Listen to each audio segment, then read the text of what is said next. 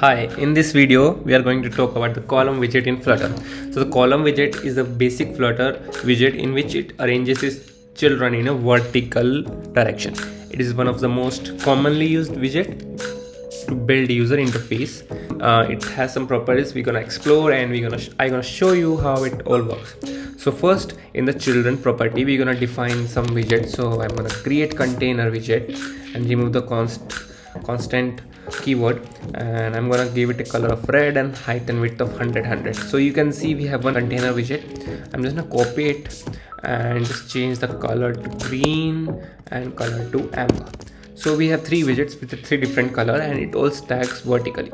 So what column does is it arranges the every widget in a vertical direction, and some of its properties are we're gonna check.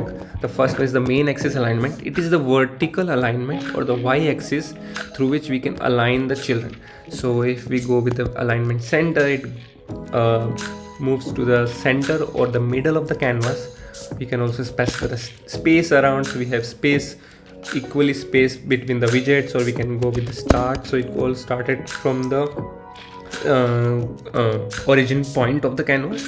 And we also have cross axis alignment. It is the same as main axis, but it aligns on the x-axis or the horizontal axis. So we can specify where we want them to be start, stretch, and or I just gonna be the start one.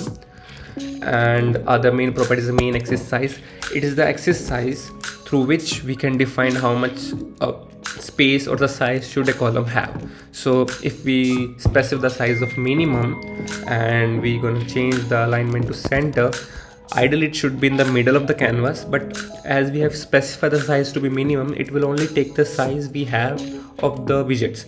So the maximum size the widgets have are till the yellow container, so it will not it only has that specific height. When I change it to max, it has the whole canvas size, and we can see it's working, or it's in the middle of the whole canvas. So this is a small introduction on column widget. Thank you for watching.